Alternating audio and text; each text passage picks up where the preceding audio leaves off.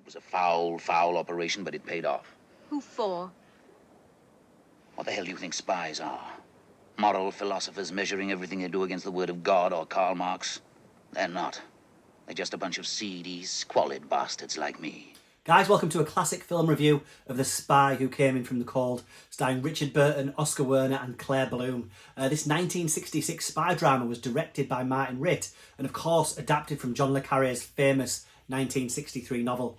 Now it's the story of Alec Leamas, played by Richard Burton, the British head of the Berlin station. Now he's fresh off losing one of the spies he handles, and his boss activates a high-risk mission to try and turn the East Germans against one of their own operatives.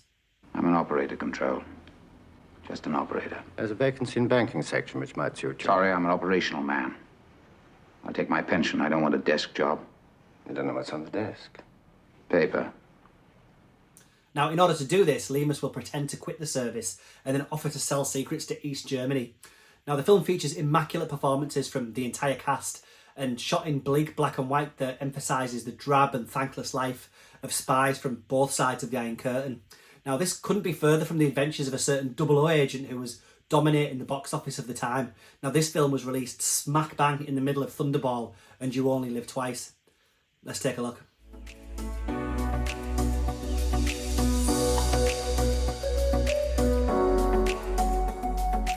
So I've got to start with a quick bit of housekeeping to those interested. The Spy Who Came In From the Cold was released in the United States on the 16th of December 1965, but had its UK premiere and worldwide release in 1966. So I've always thought of it as a film from 1966, and I may mention that year throughout the review. But anyway, The Spy Who Came In From the Cold is a grim kind of grunt's eye view of the pawns caught up in Cold War espionage. Now, the film's a very low-key story of the cost and sacrifice made by people for the greater good, where there are double and triple and even quadruple crosses between sides. There are zero explosions here. I think a gun is fired once or twice maybe, which is fine because it's totally not required. The drama, the cat and mouse game and the ultimate sleight of hand are so fascinating and well executed that it's almost 2-hour runtime zips by. So Alex Leamas, played by a brilliant Richard Burton, has one of his operatives uncovered and subsequently killed by his nemesis Hans-Dieter Mundt, played by Peter Van Eck. Now, Leamas thinks he's going to be forced into a desk job because of this, but his boss Control, played by Cyril Cusack, asks that he stays out in the cold for a little longer and pose as a defecting agent to lure in the enemy and turn them against each other. Or so we and Leamas led to believe. They'll interrogate you, of course. Let's feed them a stray fact here and a stray fact there. Let them piece the clues and the facts together into the story we want them to believe. You see, this is only the bare bones of a plot that features half a dozen red herrings and some plot intricacies that sometimes only reveal themselves, for me anyway, after repeat viewings. So the plot kicks in as Leamas awaits in London for his enemy to take the bait. A cover job at a library sees him start a relationship with idealistic communist librarian Nan Perry, played by Claire Bloom. Now, it's not ideal when the East Germans recruit Leamas and he's whisked off to Holland to meet an agent named Fiedler, an excellent Oscar Werner. He soon realises that his mission is more dangerous and much more complicated than he'd been led to believe. The agreement was that I should be interrogated for 2 weeks in Holland, paid, and allowed to slip quietly back to England without anyone knowing I'd ever been away. And nobody would have known if you hadn't broken the story. Just who the hell do you think you are? Now, as vague as that may seem, I can't really say much more, as this video would go on and on and on, and the film's many twists and turns are part of its charm and best unearthed by you. Now, this is my joint favourite John le Carré adaptation, up there with 2011's version of Tinker Tailor Soldier Spy with Gary Oldman, which is extraordinarily underrated in my opinion. Now, le Carré himself worked for MI5 and MI6 in the 50s and 60s and had experience in Berlin where some of this movie is set, and so his real life experiences feed into the plots of his work. Now, The Spy Who Came In From the Cold was in keeping with current events when it was first published, just a couple of years after the Berlin Wall was first put up. Now, the big draw here with the film, as was the case at the time, is Richard Burton. Now, Burton was entering his superstar era here after entering the headlines for his scandalous escapades with Elizabeth Taylor on the set of Cleopatra. Here he's perfect as a worn down and worn out spy, a man who's too familiar with a bottle but keeps himself probably just sober enough to carry out his duties, but inebriated enough to dull himself to some of the underhand activities that he has to be part of.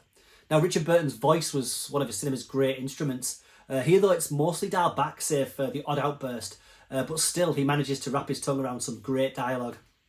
Yesterday I would have killed Munt because I thought him evil and an enemy, but not today. Today he's evil and my friend. London needs him. They need him so that the great moronic masses you admire so much can sleep soundly in their flea-bitten beds again. Now, Burton's one of my personal favourite actors, and he seems to be as comfortable delivering speeches on communism versus capitalism as he is engaging in smaller romantic moments. Now, interesting here that he plays alongside Claire Bloom, as the two of them had been a couple in real life, so I'm sure Liz Taylor was thrilled. And of course, there's a whole batch of other great talent here, and I love that Burton's character literally gets passed between them all, from Cyril Cusack's Control to Michael Hordern and Robert Hardy's Handlers.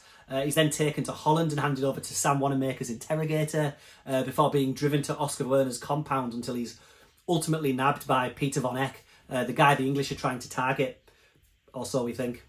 And so there's plenty going on, and the film demands your attention. There's very little audience hand-holding, save for some very rare and, to be quite honest, quite welcome moments of exposition.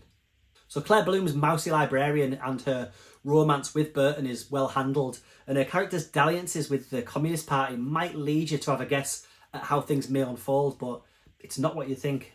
Now, suffice to say, she's just another chess piece being slowly manoeuvred into place by higher powers. Oh, nah. Don't tell me you're a bloody communist. Yes. So director Martin Ritt made The Spy Who Came In From the Cold between two Paul Newman westerns, Hood and Hombre, but he brilliantly captures the dismal and depressing aspects of Cold War power games here. Like I mentioned, there's no flash cars and gadgets or overly exotic locations. This is a war of words and information and disinformation. Now, I've read a few of John le Carré's books, including this one that this is based on, and this film does a great job of capturing the tone and atmosphere the author was famous for. And The Spy Who Came In From the Cold is one of his more cynical stories, and the film doesn't shy away from that either, I don't think. For me, the whole point of the story and its mysteries is that you're not expected to totally follow what's happening. It works a lot better when you're in the dark as much as Burton is, and come its unglamorous and quite tragic final act, will leave you wondering what exactly was gained from everyone's troubles. Now, The Spy Who Came In From the Cold is a dark, pessimistic spy thriller that mixes gritty kitchen sink realism with film noir, and they certainly don't make them like that anymore. Go check it out. They used us. They cheated us both because it was necessary. They were bloody clever. All the way down the line, they were bloody clever. Clever, they were foul. How can you turn the world upside down?